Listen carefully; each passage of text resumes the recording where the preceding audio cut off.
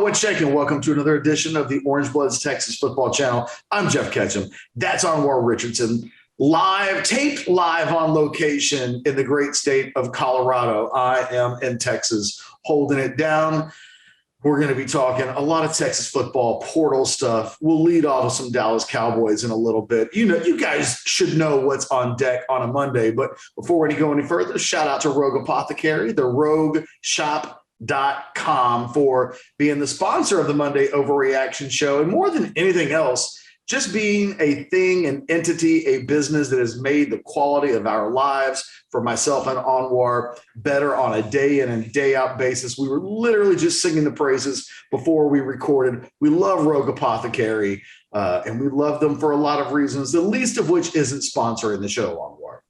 Yeah, I mean, Richard and his wife are great, just great people, overall, great Longhorn fans, and everything that they're trying to do for the Orange Bloods community. I mean, we don't say just because they're a sponsor, they're just actually really great people. So, shout out to them, and use that promo code to get your discount and, enhance your life. Enjoy it. Yes. And I am in Colorado. I am in Durango, Colorado, at the Purgatory Ski Resort. So that's where we are. But we don't sleep. Overreaction Monday must go on. So, the kids are, I got one kid that's doing a ski lesson. I got another kid in the room. So, yeah, I mean, we're doing the damn thing. It doesn't matter. Let's do it. I'm ready to go. I feel like what's funny, before we started, we were talking about kind of the layout of the land. And I think I just need to get the Dallas Cowboys thing out of my system. Go for it. The thing is, as awful as that was, I mean, look, I hate the San Francisco 49ers. There's a lot of history there. It's added to the fact that my dad and half-sisters, who I've met my dad but never met my half-sisters, they're huge San Francisco 49er fans. Mm-hmm. And for some reason, I'm like a glutton for punishment, and I follow them on Instagram, and it's nothing but like pro San Francisco stuff. Like, there's a lot of weird stuff going on, but the Cowboys are the Cowboys. And I don't even know how, I've come to grips with the mortality that is being a Dallas Cowboys fan. And it leaves me with no hope. And that may sound terrible, right? Like, oh, Ketch, don't be so defeated. Don't feel that way. There's always next year. The thing is, I've learned over the last 30 years or so that what's unique about the Cowboys is that every time they're in a big moment, they will find a way to lose a game in a way that no other team in the history of the NFL has ever lost a game. I have seen the Cowboys run the gamut of losses that just leaves you confused. Like, how did that just happen? Cowboys had that happen yesterday, and you could see the photos from CBS of all the distraught Cowboy fans. So bad. And if they were where I'm currently positioned, they wouldn't hurt so bad. Because I have come to expect the worst. I have come to expect home playoff losses. I have come to expect bad quarterback performances. And more than anything else, I have come to expect things to happen in the last 60 seconds of games that defy common sense. And so when the Cowboys season ends with Dak Prescott running on a quarterback draw up the middle with 14 seconds to go, no timeouts, clock ticking down, I mean, I just kind of expected something like, I couldn't predict that, right? You wouldn't go into the game and say the game will end with the Cowboys running out of time on the clock because they chose to run a quarterback draw from the 40. But the play call is interesting. But if you had told me before the game that that's how it would end, I would have gone, oh, that makes total sense, because it doesn't make any sense. That's why it makes total sense. And my first overreaction on a Monday isn't really an overreaction at all. Cowboy fans, If you haven't learned yet, if you haven't learned by now, you need to. You have to for your own sanity. Because if nothing else, Anwar, that mess yesterday, the constant stream of penalties, the bad plays, balls being lost in the sun, balls hitting off of the scoreboard, just all of it, all of it. I was numb to it. And that yesterday, the best thing about yesterday was that I did feel numb to it. That nothing that the Cowboys could do on the field could change my mood. It is a sad existence, but it is no longer a painful existence. And I would only suggest to Cowboy fans that they get on my ride as soon as possible. Because if you think a new coach or a new quarterback or a new anything is going to change the destiny of the Dallas Cowboys as a franchise, you aren't paying attention at all. There. That's my Cowboys rant. I have no hope. I don't compare, because there are a lot of Texas fans that probably feel like Cowboys fans.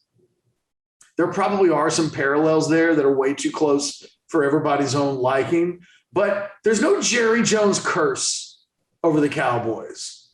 Like, I fully believe that Jerry Jones sold his soul to the devil to get Super Bowl 30. Everything that's happened thereafter and will continue to happen thereafter is just part of the deal. But I've wisened up to the reality, and I will not sit here today in sadness. Instead, I sit here today in a stoic apathy, because the show in the NFL will go on without the Dallas Cowboys this season. And don't I know how that feels? Okay, I'm done, Anwar. I'm done. I got nothing else to say about Dak or the officials or the penalties or Connor Williams. But I could. Connor actually might be the guy that would drive me to an anxiety attack, but I'm just trying not to feel it today on a Monday. The thing is, Ketch, however you're feeling today on, January the 17th, as we record this, the one thing I know about Cowboys fans is that they will hit the reset button on expectations. Oh, no. See, it'll come later this year. There's going to be, there's going to be a free agent signing. There's going to be a coaching move. And every year it's going to be, this is going to be the year. I know where you're at now. You're at a state of apathy. I've never come out of it. You have never known me. You've been with Orange Bloods for 8 years now. You've now been my friend for 8 years now. You have never known me to have hope as a Cowboys fan. No, probably not that much hope. But you know what? Where you're at and where fans are at, it's totally different. It's just totally different. And you've been defeated. It's like a dysfunctional relationship. And at some point you're not leaving, but you don't expect it to get better. No, we're Charlie Brown with Lucy. We know she's going to pull the ball, and we're going to try to kick it anyways. The difference between me and everybody else is that I no longer get mad at Lucy when she pulls the ball. I'm going to try to kick it. I'll miss. I'll fall on my face. I'll shrug my shoulders. Those poor bastards at Cowboy Stadium yesterday, the guy with the chain around his neck, what was that, by the way?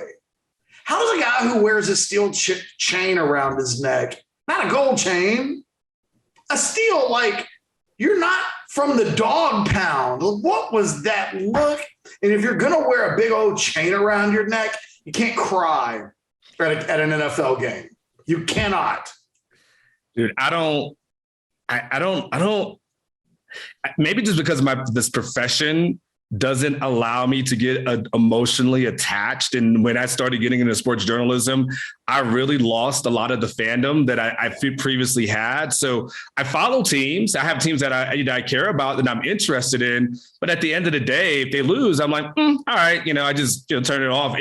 I can't imagine. First of all, I can't imagine putting paint on my face. I can't imagine, to a certain degree, just being a grown ass man and wearing another man's name on my back. Like, I don't know. Like, I'm me. Like, I can't do that. I'm a grown ass man. And so I don't get that fandom portion of it. I just don't. It's just, I'm happy that people have something that they love so passionately.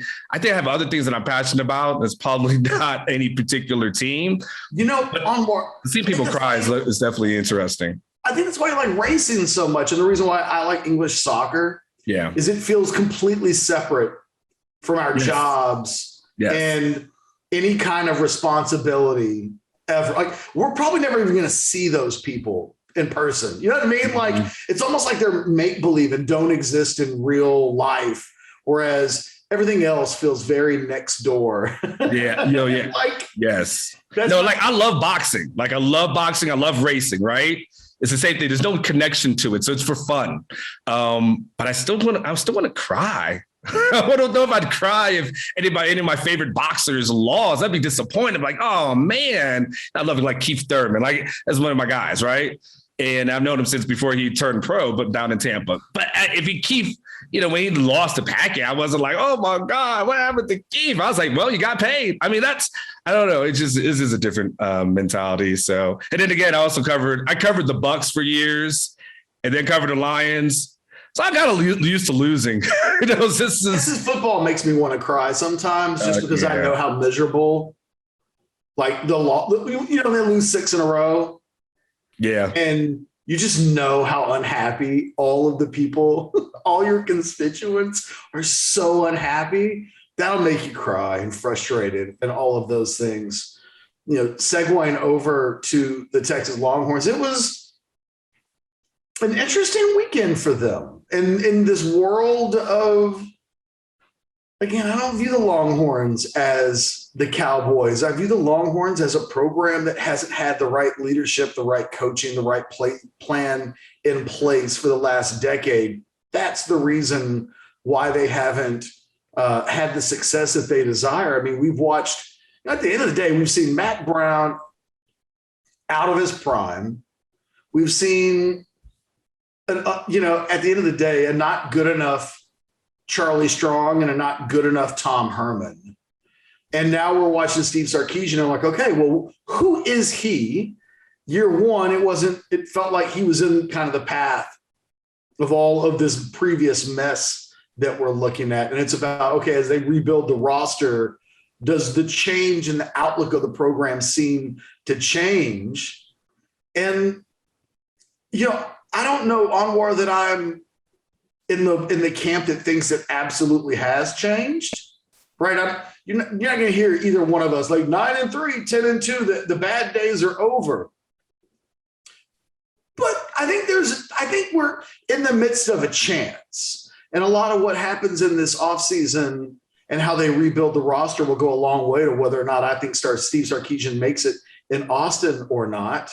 And what's funny is I feel like I've been singing the importance of the portal upon deaf ears for a long time. But now it feels like people are coming around on the portal.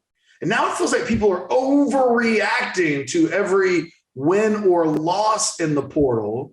And I guess my overreaction on this Monday I don't feel like it's an overreaction as much as it's the reaction needed, which is Texas fans got to chill out a little bit. I mean, every one of these dudes that comes through the portal isn't life or death.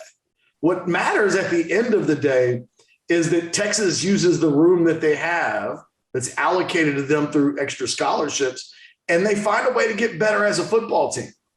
And I feel like over the weekend, they only come away with one transfer commitment in Jahleel Billingsley. It's not I think the most important need they have in the portal. But, one of the things I wrote about in my Sunday column, 10 Thoughts from the Weekend, which you can check out over at orangebloods.com right now. Does that guy make the team better? Yes, I think he does. Now they've got to find some more guys that make the team better. If we can get into a world where they've got 7 or 8 guys going to the starting lineup that we can feel safely and saying they make a 5-7 football team better, that's the pathway towards a successful 2022 season and potentially the springboard that puts Texas in a position to do something really good. Yeah, it's the acquisition of Billingsley is an interesting one, right? Because you don't look at tight end and say that's a position of need. Like I didn't look at it and say, man, if for Texas to hit the next level in 2022, they better get a tight end. That's what we say about linebacker. That's what we say about safety. That's what we say about, a receiver potentially opposite of Xavier Worthy, which may or may not be, a luxury pick if Jordan Whittington can stay healthy, Troy Amiri can stay healthy.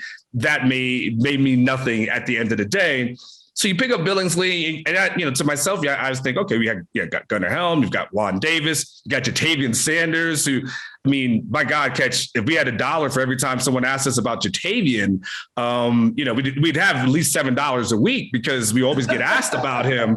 It just put that shit into savings. We can do something with it at the end of the year. Yeah, absolutely. Some Bitcoin or find something to put that thing in, something. And, we just had something, report just not too, I had a report, I think about 2 weeks ago that, Quinn Ewers was throwing to Jatavian, and they that was of all the guys that Ewers was working with, everyone left impressed by Jatavian. It was like, Ewers is good. Like, we know he's a solid. Everyone thought that guy is a standout. So then they bring in a tight end. You say, okay, that's, fine. I guess, he's good. He's proven you guys know him. You're familiar with him. And, can he make this team in offense better? Sure. That's definitely on the table. To your bigger question, your bigger thing about the portal itself, it's almost like the portal has taken on this new thing, because it was always about just recruiting high school athletes, and everything was about the overreaction of, do you get this guy? Do you get this guy? Now a guy goes in the portal from Central Michigan, and everyone's like, have you seen this guy from Central Michigan? We are now, it's almost like every single guy that goes in the portal is having a conversation, and Texas fans are like, what about this guy? What about that guy? Catch scholarship numbers wise, with Billingsley, what are we down to 3? Yeah. So, and you're saving the spot for Devin Campbell. So at that point, you've got 2. Now, unless you're going to have some uncomfortable conversations and start showing people the door and say which will probably have to happen after the spring. If Devin Campbell signs, you only got 2 left, but the portal, I guess if you're a Texas fan, though, Catch, that's the thing you got to get excited about, right? It's what else is there at this moment? Those are the thing is when you get excited about the Central Michigan guys, right? That's because they've produced. So when you see a guy who's been a 2-time all-conference player at a position of need go into the portal, better than a high school freshman, you look at that guy and say, that guy's been really good where he is. We could use some of that. Now, especially on the heels of a year where a lot of the guys they took in the portal were guys that just never had success at the schools that they were at. It's hard to get excited about a guy who goes into his 6th season of college and has never been an impact player. Yeah. So Texas has been trying to go after impact players. I think what Billingsley does, so there are a couple of thoughts on Billingsley. One, I view him as a 2-position player. I think he's an insurance policy at wide receiver if they can't land the big dog that they want. And look, we've seen them try. They go after Mario Williams. They couldn't pull him in. They go after the Naylor kid from Wyoming. They weren't able to get him. So I look at Jahleel Billingsley and I think to myself, if they don't get anybody else at wide receiver through the portal, that guy is really competition for Marcus Washington, because that's what they've got to improve upon from the end of this past season on the offensive side of the ball. Billingsley gives you, the thing that makes Washington a player really more than anything else is he's a good blocker. I think Billingsley can do that. I think he gives them size, a little more athleticism, a little bit more playmaking with the ball in his hands than Washington does. So I think if they sign nobody else at wide receiver, I think we'll see Billingsley be a big wide receiver on the outside for Texas, but he also can play tight end. He also will be a tight end. So I think we're looking at a guy who's not going to come in and get in the way of Jatavian Sanders or Gunnar Helm per se. I think right now Billingsley's a guy that they view as an upgrade from Marcus Washington. And to that, I say they're probably right. I don't know that he's a game changer. It's not Mario Williams, but is he a guy that can outproduce Marcus Washington in the passing game? Maybe, just maybe, and that makes this team better. The other thing about bringing in Billingsley is because numbers are so tight. When Steve Sarkisian told us they might take as many as 36, and honestly, this will be a question on the second signing day that I think a lot of people are going to have for Sarkisian. It will get asked, which is, you've said 36, and they'll be at whatever number they're at. So let's say they're at 33 on signing day, which is the magic number. If in Sarkisian's mind, they still might take 3 more guys, I think the question that wasn't asked when he mentioned it the first time is, how do you get there?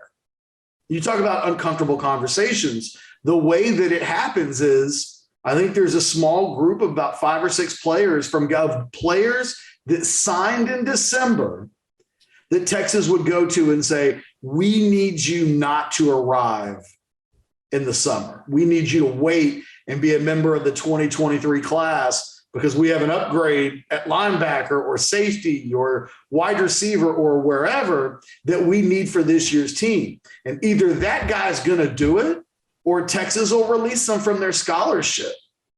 And, it feels like the kind of thing that Nick Saban has done at Alabama before is not the kind of thing that we won't have ever seen in the history of college football. It's not the type of thing, though, that we've seen at Texas. And the implications of that are curious, to say the least. Like, what does it mean when you sign a guy in December and then potentially approach him about, hey, we know you not committed to us. We know that you signed with us, but we need you to wait an extra 4 or 5 months. I mean, for some guys, maybe it won't be a big deal at all. Maybe they can be talked into it in a way that makes sense. But to get to 36, they would need to do that with 3 guys. And I don't know how to say that the feelings of those players won't be impacted by that. And, I'm curious to see how it plays out, because right now it's just a projection of who Sark would talk to about being those guys if they can get up to 36. I think everybody thinks they need to take 36 to try to fill the holes that they need filled for this year's team on the field. It just means they would have mismanaged their numbers and probably shouldn't have taken a couple of commitments when they did. It'll make me think of like the high school kids that they took late, knowing that they needed room to go after more college guys. There's just an accounting thing that hasn't completely happened yet, but Texas still has to find the players that are going to make them better to be able to go up to that link. They didn't get Mario Williams. They didn't get Drew Sanders. They did get Jahleel Billingsley. And now we wait to see who else is going to say yes. We've talked about Ochaun Mathis. That's a guy that I think a little bit like Devin Campbell, they're going to save a spot for. But I don't know that it's as simple as that guy's just coming to Texas. He's going to take his time. And it reminds me of the linebacker from USC last year that was going to come to Texas if Ohio State didn't offer. He was a slam dunk, no doubt about it. There were reporters in this industry that were calling him a lock, that laughed at me when I said, he's a lock if you can call a guy a lock who's waiting for another school to offer. And I wonder if Mathis is a little bit like that, where today Texas feels like the pick. But what happens if Ohio State or Georgia or Alabama or Clemson or any number of schools with higher platforms at this point approach him? So I'm in a total wait and see with regards to the portal. But, I don't know that the team has improved itself significantly yet through the acquisitions beyond Quinn Ewers. I mean, that feels like the biggest of the biggest. And Ryan Watt seems like a guy that's going to come in and probably be a starter for the Longhorns in the secondary. Beyond that, I don't think we've seen acquisitions yet. I don't know that Jahleel Billingsley changes the bottom line for the 2022 Longhorns. And what you'd like to do is get a group of guys that make you feel like, oh, yeah, that guy might be worth a win. Oh, yeah, that guy might be worth a win. You add all that together, and then, like, that's how you talk yourself into 8 or 9 wins. I think Billingsley makes the Longhorns better. Mario Williams changes the outlook in the win total, I think, of a 22 Texas Longhorns football team. Maybe Drew Sanders might have been that. We're still waiting, I think, for more impact players to arrive in these final slots. Otherwise, this is a really young team with a lot of holes that they're going to lean on really young players to fill. And that tends to point in the direction of the type of season that you've talked about, which is 8-4-ish improvement. But let's not get too far ahead of ourselves. Yeah, there's definitely improvement. But I will say this, though, Ketch, because I will say, I'm looking at 8-4, and I still think this is, potentially this is a rebuild. I've said that. But I will say this, though, on the heels of that I will still say there's no excuse for failure for Sarkisian in the future. I will still look at this, Ketch, and I'm looking at it, and I was writing down some stuff as you were talking. This is a top 5 class that they have coming in. You can't deny that there's still talent there. We'll see how it all pans out, but you still got the talent that's there. You've got Gary Patterson, who's going to come on board and help you out with the defense, right? So that should help you at some point. They went out and lost a couple of coaches, but then replace them with good coaches and potential and upgrades. At least when we think about Brendan Marion as an upgrade at the receiver position, Tashard Choice, some may view as an upgrade. At the very worst, I think it's even as far as Stan Drake is concerned. Maybe a potential upgrade just because Tashard probably be more into recruiting, than Stan was. I mean, we get older, chasing behind young guys ain't the thing that you want to do, So you've got that. He's got the full support of Chris Del Conte. And we know that Tom Herman and Del Conte butted heads, throughout the years that they were here. They did not like each other. Like, let's just be honest with that. There's a different dynamic here because Steve Sarkisian and Del Conte, they like each other. They get along. So you have full support that's right there. You start talking about Quinn Ewers, the 5-star that should be on the upside and should help out this program. You've got Bijan Robinson, who's going to contend for the Heisman. We'll see how far he gets. You got Xavier Worthy, who would think will probably contend for the Biletnikoff Award. I'm not saying all this to say, Ketch, that I think this should be 10 or 11 or 12 or anything crazy. But what I am saying is anything that we saw that occurred in this past season in 2021 cannot happen again based off of all the things that we're talking about, all the things that have been added in, all the components that have been there. There's enough to have a measure of success where you should be able to look at it and say, okay, we're in that 8-win range. And if 1 or 2 things happen, maybe you're at the 9 or 10, where you feel good about it. No blowouts, no embarrassing losses. The game should be closer. Again, still think it's a rebuild, but I still think with the components that they have there should be no excuse for failure going forward.